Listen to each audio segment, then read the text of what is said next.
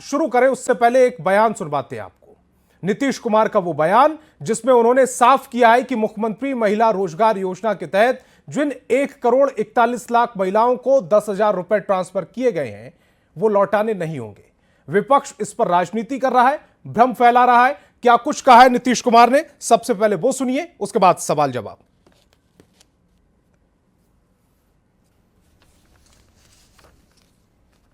प्यारे भाइयों एवं बहनों, आपने मुझे वर्ष 2005 से लगातार बिहार के लोगों की सेवा करने का मौका दिया है।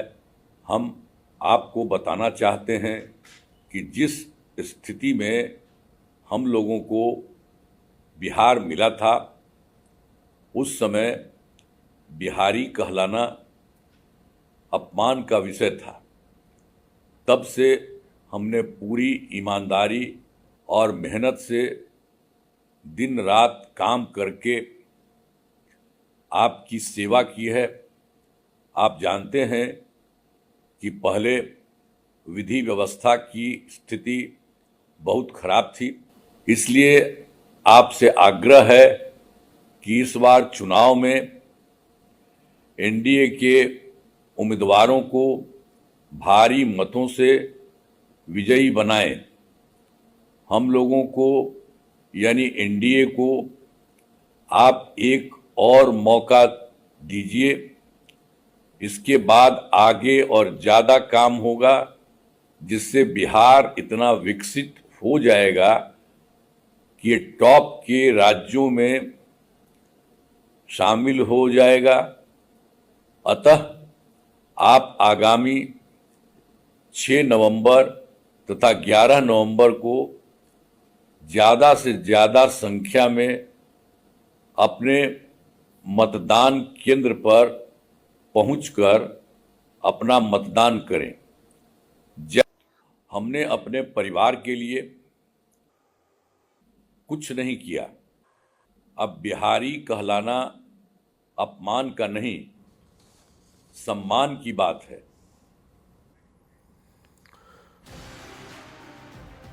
चलिए डिबेट की शुरुआत करते हैं। पूजा एन शर्मा जी, आपसे आज नीतीश कुमार जी का ये जो अपील है, एनडीए के लिए वोट करने की अपील, और उन्होंने परिवारवाद को लेकर निशाना साधा। उन्होंने कहा कि हमने अपने परिवार के लिए कुछ नहीं किया, पूरा बिहार हमारा परिवार है। दूसरा, ये जो महिलाओं को लेकर उन्होंने कहा है कि 10,000 जो विपक्ष भ्रम फैला रहा है कि 10,000 रुपए जो दिए गए हैं 1,41,00,000 महिलाओं के खाते में ट्रांसफर किए गए, वो वापस करने हैं। इसको लेकर भी उन्होंने सफाई दी है। यानी कि एनडीए या महागठबंधन दोनों महिला मतदाताओं को अपनी तरफ साधने की कोशिश कर रहे हैं। संतोष जी, जहां तक हमारे माननीय मुख्यमंत्री नीतीश कुमार जी की बात है, जब वो 2005 में सत्ता में आए तो उन्होंने सबसे पहला जो काम किया था वो महिला सशक्तिकरण के क्षेत्र में ही था। क्या 2005 में जब वो आए और उन्होंने महिलाओं को हमारी पंचायती राज में आरक्षण दिया, तो क्या उस समय भी कोई चुनाव होने वाला था संतोष जी? जब 2006 में हमारी महिलाओं को नगर निकायों में आरक्षण दिया गया, तो क्या उस समय भी कोई चुनाव होने वाला था? बिल्कुल नहीं। हमारे माननीय मुख्यमंत्री जी का यही मानना है कि राज्य में अंतिम पायदान तक जब तक विकास के कार्य नहीं पहुंचते हैं, तब तक वो विकास जो है वो अधूरा होता है। और इसी प्रण में हमारी आधी आबादी, जिनको 2005 के पहले की सरकार ने आज तक से वोट बैंक की तरह देखा, उनका नेतृत्व हमारे माननीय मुख्यमंत्री जी ने किया और उनको सशक्त करने का काम किया। बिहार की आधी आबादी को राजनीतिक, सामाजिक और आर्थिक रूप से सशक्त करने की दिशा में माननीय मुख्यमंत्री जी ने जो काम किया है ना, वो तो 2005 के बाद से उल्लेखनीय भी है। और उसने सिर्फ बिहार में नहीं बल्कि हमारे पूरे भारतवर्ष में भी एक नजीर पेश की है। और उस नजीर का एक छोटा सा उदाहरण है हमारी जीविका दीदियां। हमारी जीविका दीदियों के माध्यम से हमारी बहनों को, राज्य की बहनों को, हमारे मुख्यमंत्री और हमारी डबल इंजन की सरकार ने जो सशक्त करने का काम किया है, वो तो एक ऐसी नजीर बनी है संतोष जी कि अब उसे हमारे पूरे सेंटर की तरफ से ही भी आजीविका के माध्यम से उसे लागू कर दिया गया है। तो इससे बड़ी मिसाल मैं कहूंगी, इससे बड़ी महिला सशक्तिकरण की जो नजीर माननीय मुख्यमंत्री जी ने जो पेश की है, उसके लिए हमारा जो महागठबंधन है उन्होंने जो छलावा लेकिन करने की जीविका हमारी दीदी महिलाओं को स्थायी करने, परमानेंट करने का जो वादा है वो तेजस्वी यादव कर रहे हैं। देखिए संतोष जी, हमारी महागठबंधन जो है वो बहुत सारे मैनिफेस्टो में बहुत सारी पॉइंट्स बोली है, लेकिन मैं आपको यहां बताना चाहूं कि अब कुछ ही पॉइंट्स जो है वो उनकी मैनिफेस्टो में बाकी रह गई है। वो ये है कि यहां हम जाएंगे और आसमान से जो है वो तारे तक तोड़कर ले आएंगे और लोगों को बांट देंगे। उन्हें तो पता है संतोष जी कि ना तो उनकी सरकार बनने वाली है और ना ही मैनिफेस्टो में जितनी भी चीजों का उन्होंने उल्लेख किया है वो कभी उनके तरफ से लागू भी होने वाला है। तो उनको जो कहना है वो लिखते चले जाए। हमारे माननीय मुख्यमंत्री जी ने जो बोला था वो तो करके दिखा दिया 2005 के बाद से। आज भी वो इतनी दलील जो महागठबंधन जो देती रहती है कि आएगा तो माई बहन मान योजना के तहत 2500 रुपए की राशि दे देंगे, हमारी जो डबल इंजन की सरकार है उनको कॉपी करने की कोशिश करती है। तो संतोष जी मैं यहां बता दूं हमारे विपक्ष के भी, हमारे जितनी जो बहनें बैठी हैं उनको भी, कि उनके लिए माई बहन का मतलब बस एक है, माई राबड़ी देवी जी और बहन जो हमारी दोनों बहनें हैं रोहिणी आचार्य जी और मीसा भारती जी। उनके अलावा आप देख लीजिए ना कि किसके उद्धार में हमारी महागठबंधन जो है लगी हुई है। तेजस्वी यादव जी अपने परिवार से आगे कभी सोच भी पाए हैं या नहीं? पूरे परिवार के लोग जो है वो राजनीति में उतर कर आ गए हैं और आप देख लीजिएगा, पता चलेगा कि कुछ ही सालों में हमारी और भी जितनी भी यादव परिवार की जो बहनें हैं वो भी पता चलेगा कि राजनीति में अपना कदम रख देंगी। संतोष जी, डॉक्टर मधुबाला जी की तरफ जा रहा हूं मैं। डॉक्टर मधुबाला जी, दो चीजें यहां पर जेडीयू की प्रवक्ता पूजा एन शर्मा जी ने कही। पहली ये कि आपके जो वादे हैं वो खोखले हैं, दूसरा ये कि जो आपका मैनिफेस्टो है वो भी आपके परिवार के लिए है, तेजस्वी के परिवार के लिए, कांग्रेस के परिवार के लिए। आपकी प्रतिक्रिया? बहुत शुक्रिया, आपने बहुत अच्छे, मैंने नोट भी किया था पूजा जी जब बोल रही थी। तो मैनिफेस्टो पे तो मैं बिल्कुल चर्चा करूंगी कि एनडीए के इतिहास में आज तक मैनिफेस्टो जो कि 7 सेकंड में सिर्फ तस्वीरें दिखाई गई और लोग चले गए और मीडिया के साथ भी धोखा हुआ, ना कोई प्रश्न ना कोई जवाब। तो ये एनडीए के इतिहास का, एनडीए के सारे नेता आए, फोटो खिंचवाए और चले गए और स्पष्ट दिख रहा है कि किस तरह से एनडीए जो है इस बार नीतीश जी को चुनाव हार और दरकिनार कर दिया है और कुछ भी कहने को नहीं है उनके पास। उनके मैनिफेस्टो में क्या कहेंगे वो? और 26 सेकंड और 7 सेकंड में आज तक के इतिहास में क्यों मैनिफेस्टो? क्यों? मैं कहती हूँ 20 साल का रिपोर्ट जारी कीजिए, आप रिपोर्ट जारी कीजिए कि रिपोर्ट कार्ड जारी कीजिए कि शिक्षा के क्षेत्र में क्या किया आपने, स्वास्थ्य के क्षेत्र में क्या किया आपने, महिलाओं के लिए क्या किया आपने। अरे नीति आयोग का रिपोर्ट है कि बिहार जो है अंतिम पायदान पे खड़ा है, चाहे वो शिक्षा हो, स्वास्थ्य हो, 28वें नंबर पे हम हैं। तो आपको रिपोर्ट कार्ड जारी करना था बेरोजगारी का। ये 50 लाख लोग जो छठ की भीड़ में ट्रेनों में लद के जानवरों की तरह आए, आपको रिपोर्ट कार्ड देना था उनको कि पलायन नहीं हो रहा है। आपको रिपोर्ट कार्ड जारी करना था 20 साल का।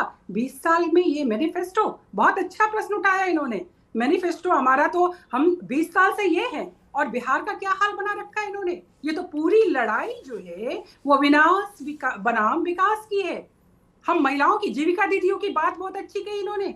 आपको पता है जीविका दीदियों की, पहले भी संतोष जी आपको याद होगा एक चर्चा में जब 10,000 रुपए की बारी आई तो हमने दिया था कि किस तरह से सहरसा के सलखुआ थाना के मुसहरनिया गांव की विभा देवी ने 75,000 रुपए का लोन लिया था माइक्रो फाइनेंस कंपनियों से और नहीं चुका पाई। उनके पति को बेतरह परेशान किया गया।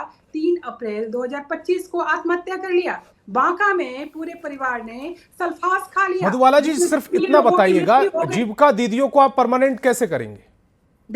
उनकी तादाद आपको मालूम है, उनकी संख्या आपको मालूम है? 90 लाख जीविका कैडर पे प्रति महिला जो है, औसत 45,000 जो है वो कर्ज माफ करने की बात है। हम बिल्कुल माफ करेंगे। हम अडानी इंडस्ट्री के लिए हमारे पास जमीन नहीं है उद्योग लगाने के लिए, लेकिन अडानी को हम 1 रुपए के दर पे जमीन देने के लिए हमारे पास जमीन है।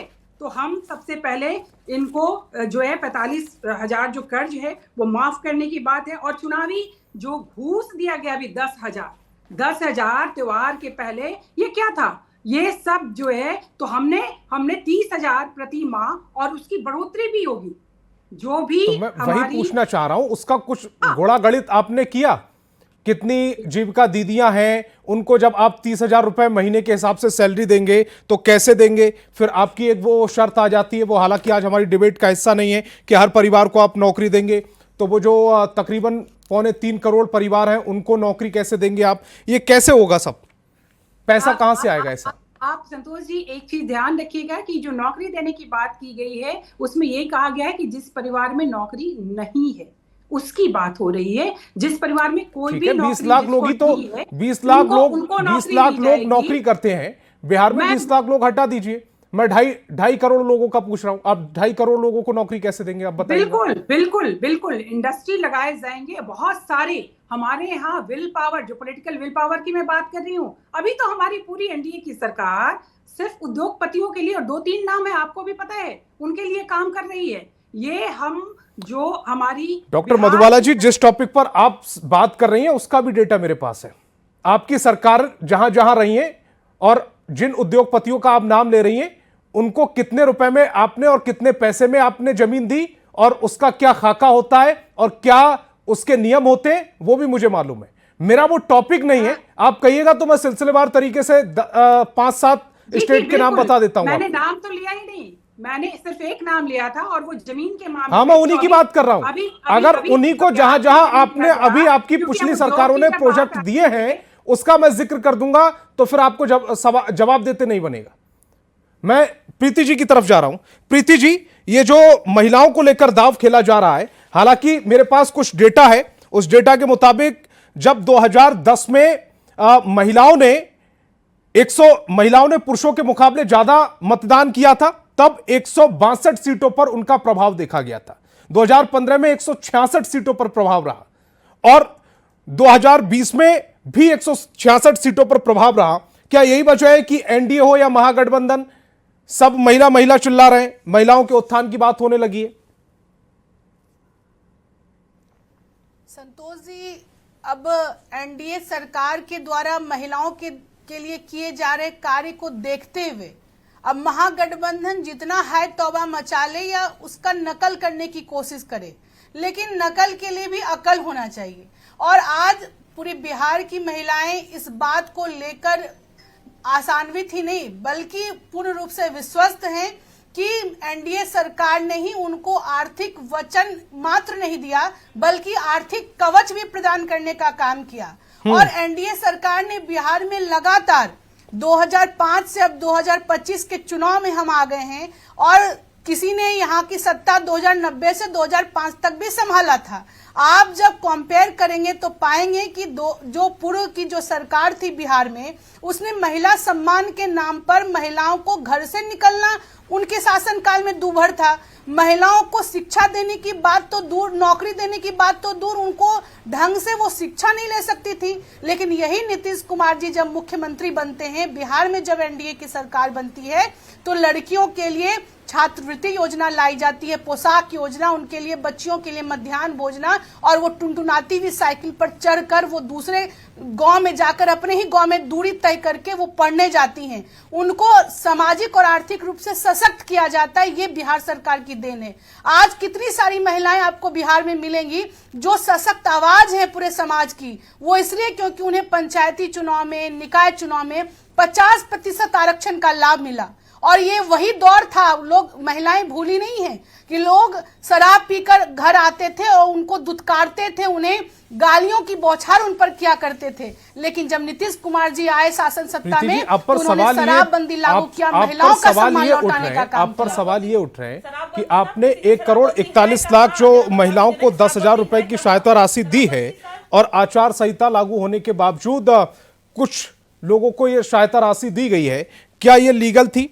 और इसके अलावा जो आप दावा कर रहे हैं कि कुछ लोगों को आप जिनका काम बेहतर होगा उनको 2 लाख तक का लोन प्रदान करेंगे, तो इन सब के लिए बजट की क्या व्यवस्था रहेगी? संतोष जी, सबसे पहली बात, जो लोग ये आरोप लगा रहे हैं शायद उन्हें मॉडल कोड ऑफ कंडक्ट की जानकारी नहीं है, और या तो चुनावी प्रक्रिया के बारे में उन्हें ज्ञान नहीं है। उनको मैं बताना चाहती हूँ आपके चैनल के माध्यम से कि हमारी सरकार ने न सिर्फ कैबिनेट का अनुमोदन लिया बल्कि चुनाव आयोग ने उक्त तिथि से पहले उसके बाद उन्होंने नए लोगों को जोड़कर फिर वो काम या उतने पैसे देने की बात नहीं थी। जो घोषणा हो चुकी थी आचार संहिता लागू होने से पहले जिन जीविका दीदियों को देने की बात कही गई थी उन्हें ही अलग अलग किस्तों में दिया जा रहा है और वो भी जो अलग अलग किस्तों में दिया जाएगा इसकी जानकारी चुनाव से पूर्व ही सरकार ने दिया था प्रेस कॉन्फ्रेंस करके। तो ये बात शायद विपक्ष के लोगों को जानकारी नहीं है कि क्या है आचार संहिता। आप मुख्य चुनाव आयुक्त से वो जानकारी ले सकते हैं। और जहां तक बात है 2 लाख रुपए की, तो स्पष्ट सरकार ने किया है कि आज जिन लगभग 1,42,00,000 हमारी जीविका बहन है और 10,63,000 के लगभग समूह है हमारा स्वयं सहायता समूह बिहार में, तो उन जीविका दीदियों को जो 10,000 रुपए दिए जा रहे हैं उसका आकलन किया जाएगा और 6 महीने के बाद जो हमारी बहनें अच्छा करती हुई दिखेंगी उनको 2 लाख रुपए की और आर्थिक सहायता दी जाएगी। यानी कि यह इस सरकार ने लोगों को जो आर्थिक सहायता राशि दी जाएगी मदद के तौर पर, ये लोन होगा या जैसे 10,000 रुपए अभी आपने दिए हैं उस तरह की राशि होगी? नहीं, ये स्पष्ट किया है कि जो अभी 10,000 रुपए मिले हैं जब अच्छा काम होगा तो 2 लाख रुपए दिए जाएंगे। और जो लोन की बात हो रही है उसमें मैं बता रही हूँ उस पर भी बहुत विपक्षी चिल्लपौ मचा रहे हैं, मैं उस पर भी आती हूँ कि जो 10 लाख रुपए महिला उद्यमी योजना या जो स्वयं सहायता समूह की जो बहनें हैं उन्हें 10 लाख तक अगर वो लोन लेना चाहती हैं वो तो 7% के दर पर दिया जाएगा। लेकिन ये 2 लाख रुपए जो उन्हें दिए जाएंगे वो यदि 10,000 रुपए में अच्छा काम करती हुई दिखेंगी तब वो 2 लाख रुपए उनको मिलेंगे। यानी कि बातें स्पष्ट हैं कि अगर चाहे मुख्यमंत्री महिला उद्यमी योजना, ठीक है, सुमन जी की तरफ जा रहा हूं मैं। सुमन जी, बातें स्पष्ट है लेकिन विपक्ष इसको लक्ष्यदार तरीके से पेश कर रहा है ताकि भ्रम की स्थिति पैदा हो, ये आरोप लग रहे हैं। सर मैं आपको बता दूं कि मैडम ने जो अभी बोला कि 10,000 महिलाओं को दिया जा रहा है, सर ये चुनावी लॉलीपॉप है, ठीक है, ऐसा कुछ नहीं है, चुनावी लॉलीपॉप है। ये सिर्फ 5 साल पहले क्यों नहीं ये किए थे, 10 साल पहले ये क्यों, इनको याद नहीं आया था क्या कि आज हम 10,000 किस लिए महिलाओं को दे रहे हैं? महिलाओं का सिर्फ वोट लेने का ही वोट बैंक इनका ये है कि महिलाओं को हम 10,000 दे देंगे फिर महिलाएं मुझे आके वोट दे देंगी। तो सर मैं बता दूं कि महिलाएं ना जागरूक हो चुकी है, बिकने वाली नहीं कि मुझे 10,000 दे देंगे मुख्यमंत्री जी मैं जाके उनको वोट दे दूंगी। अपमान किया जा रहा है महिलाओं का कि महिलाएं बिकने वाली नहीं है, ये कौन सा उनको आर्थिक रूप से सशक्त किया जा रहा है? ऐसा कुछ नहीं है सर, महिलाओं का लगातार विपक्ष प्रीति जी अपने समय पर, प्रीति जी अपने समय पर, क्यों कर रहे हैं प्रीति जी अपने समय पर, सुमन जी जल्दी से क्यों कर रहे हैं? चुनाव से पहले भी तो ये कर सकते थे ना, सिर्फ चुनाव टाइम इनको क्यों महिलाओं की याद आ रही है? चुनाव से पहले क्यों नहीं याद आई थी इनको महिलाओं की? चुनाव टाइम महिलाओं की याद आ रही है। तो सवाल तो सुमन जी ये आप पर भी ये सवाल उठेगा ना, जब आप 17 महीने के लिए सरकार में थे उस समय आपने ये जो जीविका दीदी थी उनको परमानेंट क्यों नहीं किया? सर 17 महीने में क्या होगा? इनकी सरकार कब से आपको पता है ना, 17 महीने में सर क्या कर लेगा?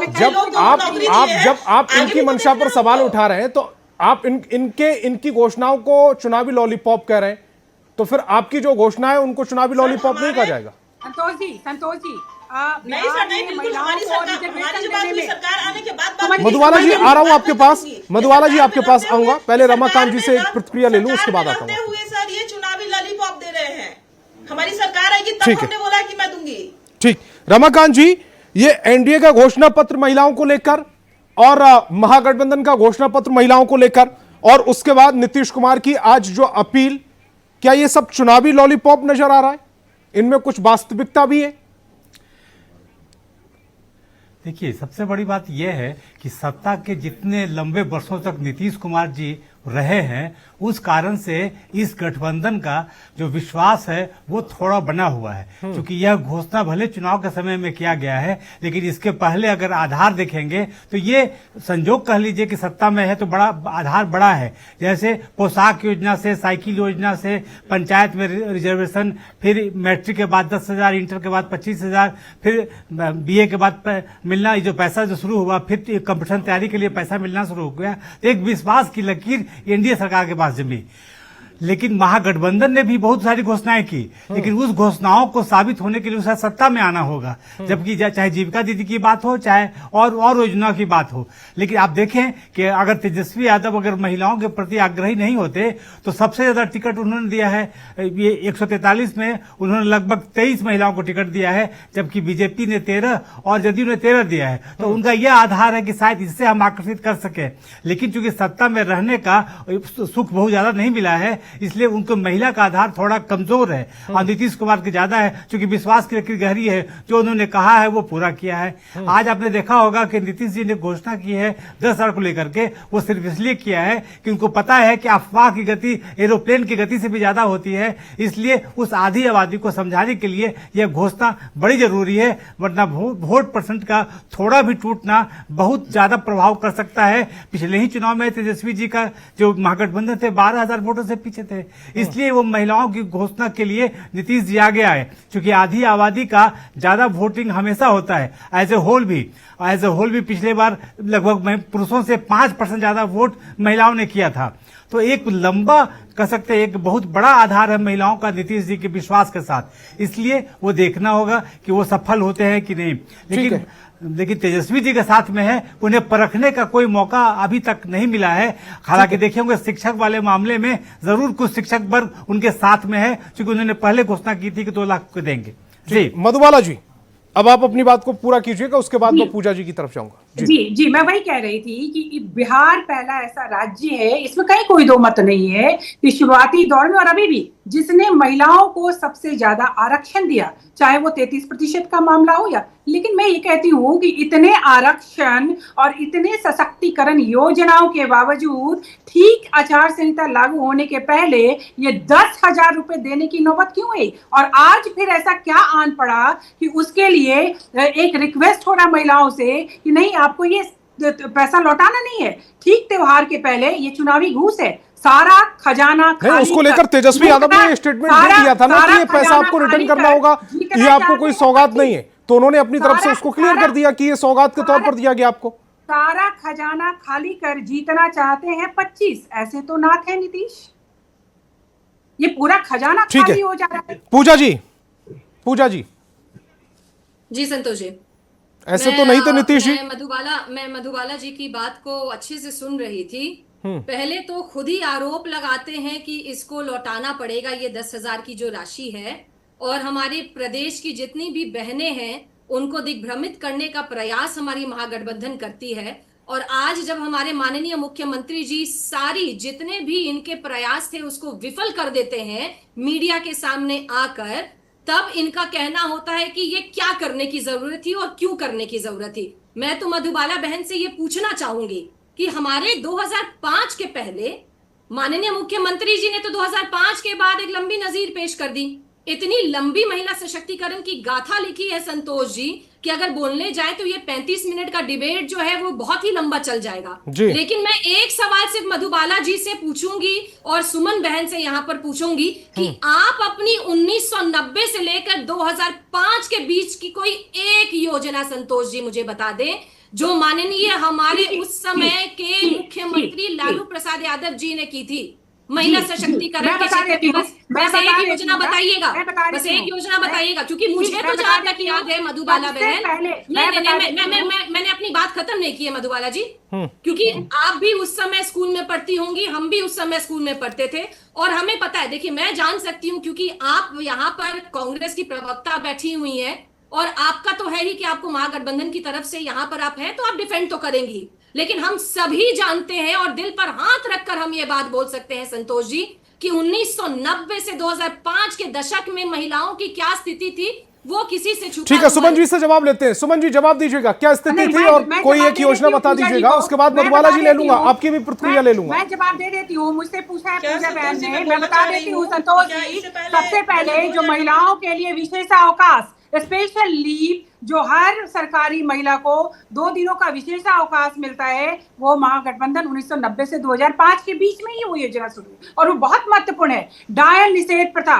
ये 1999 में ये महागठबंधन की सरकार में ही योजना लाई गई। ये बहुत महत्वपूर्ण था। बिहार जैसे पिछड़े राज्यों में जहां पे कि डायन प्रथा के नाम पर भी इतने प्रताड़ित किए जाते थे महिलाओं को, ग्रामीण अभी भी लेकिन उसके खिलाफ एक महत्वपूर्ण और सशक्त योजना लेकर के आए। मैं कहती हूँ विकास हुआ। महिलाओं को सशक्तिकरण के लिए क्या योजनाएं, कैसे वो घर से बाहर निकले, कैसे अपने रोजगार को बढ़ाएं, कैसे वो पुरुषों के कंधों से कंधा मिलाकर चले, उसको लेकर उनका सवाल था। ठीक है, मैं वीआईपी प्रवक्ता की तरफ जा रहा हूं। सुमन जी जल्दी से जवाब दीजिएगा, उसके बाद प्रीति जी आपके पास आ रहा हूं, समय कम है। जी हाँ सर, जैसे अभी प्रीति जी बोली थी इनसे पहले कि ये दारू का जो मैटर आया था, बोले कि दारू बिहार में बंद है। क्या मैं चल के आपको दिखा दूं कि कहाँ बिहार में दारू बंद है? घर घर दारू बिक रहा है। सिर्फ नाम में हवा में बात करने वाली बात नहीं है। सुमन जी वो अपराध होता है, कर दिया और नीचे में ऐसे वो कानून के खिलाफ जाकर कोई अगर इस तरह की हरकत कर रहा है तो वो आपराधिक घटना है और उसके खिलाफ एक्शन होगा। और ये सबकी जिम्मेदारी है कि अगर कोई आपके आसपास इस तरह की शराब बेच रहा है जो कानूनी तौर पर अब प्रतिबंधित है बिहार में, तो उसको समझाना सबकी जिम्मेदारी है। साथ में दूंगी सर, सबूत के साथ में दूंगी। ये बात सरकार भी जान रही है, जो सरकार में वो भी जान रहे हैं कि शराब बिक रही है नहीं बिक रही है, कैसी शराब बिक रही है सर, ये सरकार जान रही है। सिर्फ महिलाओं की बात कर देने से नहीं होगी। अभी पहले जितने अच्छे थे ना लोग, जो शराब चालू था उससे ज्यादा बदतर हो गई महिलाओं की स्थिति। ठीक है, चलिए मैंने आपकी बात मानी, लेकिन पहले जो खुलेआम बिक रही थी, कम से कम अब चोरी छुपे कुछ लोग कानूनी तौर पर गलत काम कर रहे हैं। पहले तो ये खुलेआम बिक रही थी ना, तो उसको तो मानेंगे आप, थोड़ा सा बेहतर हुआ है। तो ठीक था ना सर, अभी हो गया है, प्रीति जी अभी भी सबूत के साथ में दे दूंगी सर आपको। जवाब दीजिएगा तो सुमन जी का। मैं एक बात कहना चाहूंगी, एक ही बात है कहने के लिए जो सबसे महत्वपूर्ण है कि बिहार ने हर क्षेत्र में बहुत सारे काम किए हैं।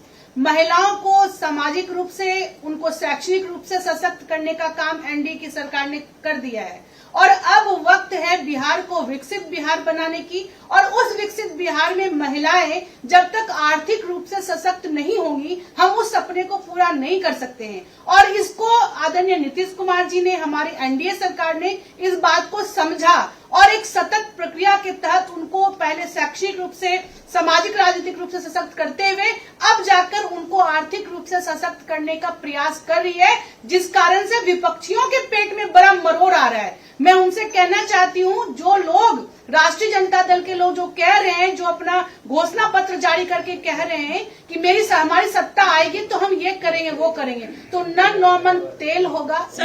ठीक है रमाकांत जी, आखिरी कमेंट आपका। समय कम है मधुबाला जी समय कम है मेरे पास। रमाकांत जी, बाकी सभी मेहमानों की आवाज लाऊं। रमाकांत जी, दरअसल 1990 से 2004 के बीच में अगर लालू जी कुछ महिलाओं के लिए किए होते तो कुछ आधार मिलता तेजस्वी यादव को। उस आधार को बढ़ाने के लिए तेजस्वी यादव ने घोषणाएं की, लेकिन उस आधार को आजमाने के लिए उन्हें सरकार में आना जरूरी है और जब तक सरकार में नहीं आएंगे उनके किसी योजना का, किसी घोषणाओं का वो आधार नहीं बनेगा जो नीतीश कुमार जी के इस 20-25 सालों में आधार बना है। इसलिए तेजस्वी यादव को अभी आजमाना बाकी है। महिलाएं उनके घोषणाओं में अपना आधार ढूंढेंगी, तब कोई भविष्य अगर नजर आएगा तो शायद इनका प्लेटफॉर्म भी बड़ा हो। अभी नीतीश जी का प्लेटफॉर्म आधी आबादी के लिए ज्यादा बड़ा है। लेकिन जो वो घोषणाएं कर रहे हैं वो इसीलिए तो कर रहे हैं कि जो महिला वोटर हैं वो कम से कम उनकी बातों पर विश्वास करके उनको मतदान उनके लिए वोट करें। जी बिल्कुल, लेकिन सवाल ये होता है कि जो मिल गया है और जिसे मिलना है, जिसे तेजस्वी यादव ने कहा कि नीतीश जी ने नकल किया है तो 2500 रुपए का, तो वो जो मिल गया और अगर वो नहीं मिलता और उनकी सत्ता आती और तब आता, तब इनके विश्वास का आधार बड़ा होता। अगर जीविका दीदी को अगर सरकार आने पर वो नौकरियां दे देते हैं तो उनका आधार बढ़ेगा, लेकिन उसे आजमाना है। आने वाले चुनाव के बाद क्या वो सत्ता में आते हैं? अगर ऐसा कर देंगे तो उनका आधार बड़ा होगा। ठीक है मधुबाला जी, सिर्फ 20 सेकंड है मेरे पास, अपनी बात कह लीजिएगा। जी, मैं वही कह रही थी कि महिला सशक्तिकरण और आर्थिक समृद्धि की बात कर रही थी हमारी प्रीति जी। मैं आपको एक आंकड़ा दे देती हूँ कि महिला उद्यमी योजना, मुख्यमंत्री महिला उद्यमी योजना चलाई गई और आज पिछले 5 साल में मात्र 8,826 महिलाओं को ऋण दिया गया। उसका आज स्थिति क्या है? पूजा जी 20 सेकंड में रिएक्ट कीजिएगा, उसके बाद मेरे पास समय बहुत कम है। पूजा जी जल्दी से। तो ये पूरी लड़ाई जो है वो अब महिलाएं अगर हम नहीं बात करी करते हैं तो हमारे महिलाएं मेरे पास भी कभी कई नहीं आंकड़े पड़े हुए हैं मधुबाला जी को 20 सेकंड क्रॉस में, प्लीज। करने के लिए। देखिए, उनको अगर मधुबाला जी आंकड़ों पर आप जा रही हैं तो मैं भी आपको कुछ आंकड़े बता देती हूँ। थोड़ा हमारे भी आंकड़ों को सुनते चलिएगा, सुनते चलिए ना हमारे आंकड़ों को भी। लेकिन आपके आंकड़े सुनने समय- के लिए मेरे पास अब समय बचा आपके- नहीं है, आपके इसीलिए मैं समय माफी में के महिला साथ सिर्फ इस डिबेट को दुखिया रोकना रहती चाहता थी। हूं। तमाम मेहमान मेरे साथ जुड़े, आपका बहुत बहुत शुक्रिया। और आगे देखिए चुनाव